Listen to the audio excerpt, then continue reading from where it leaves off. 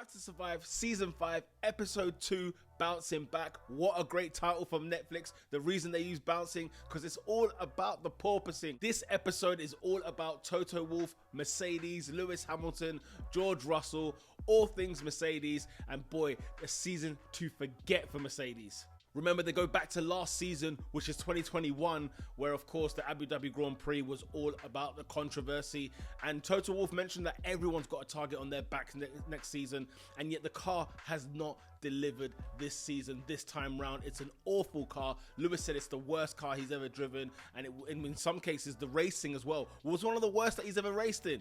Lewis Hamilton uses this line that this championship was taken away from me. It's time for him to go and win it back. But boy, he did not know what was going to be coming of that season because the car was bad.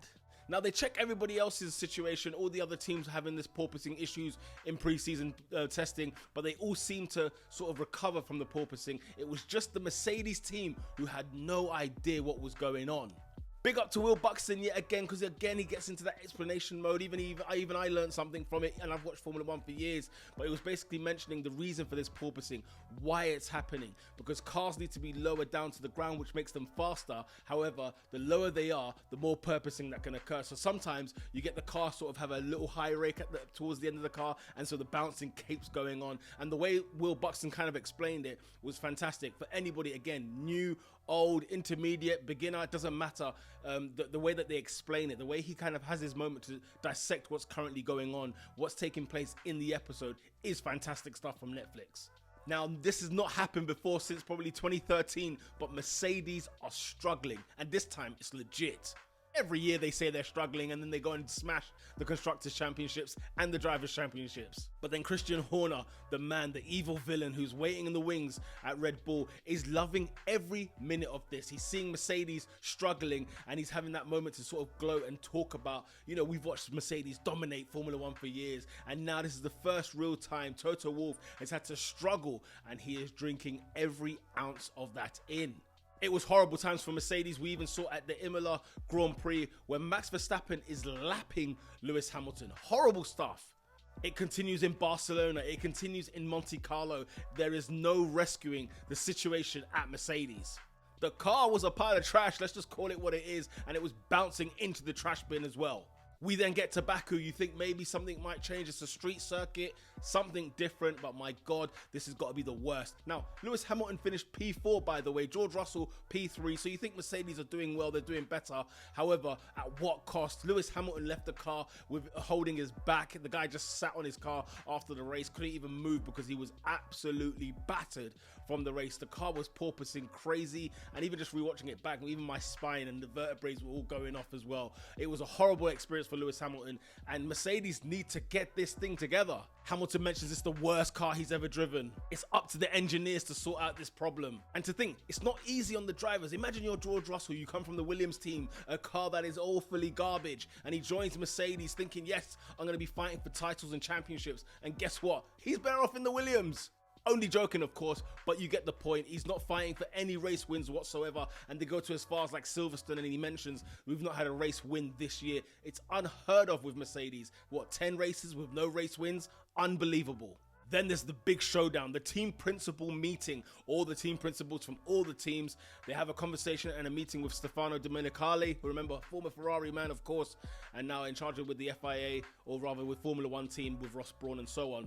And Toto Wolff literally comes out all guns blazing, and he says, look guys, you are playing a very dangerous game. We need to sort out this porpoising issue. This is about health and safety, okay? If somebody hits the wall, it's on all of your heads. Then the teams bit back. Some of the principals just said, listen mate, you need to sort out your car. The health and safety is down on the team, Mattia Binotto mentioned, and Christian Horner was just like, look, if your car's trash, start your car again. It's not our fault, your car is garbage. There's a lot of skepticism among the team principals because they're thinking, listen, Toto Wolff is only caring about this now because his team is losing, his team is awful, his team is garbage. But Mattia Binotto was very surprised to see this come out of Toto Wolff. Now bear this in mind, Toto Wolff has never been in a situation like this where his team can't even win races. No wonder why he's under so much pressure this season, and you can see the cracks are starting to form in the team, especially with Toto Wolff. And who's his nemesis? Christian Horner, the like. People are winning races, he can't friggin' stand it. But then we get to Silverstone, and for some strange reason, they give us an image of Zhou Guanyu. He's starting the race in like P9 or P8 or whatever it was, but George Russell being right behind him.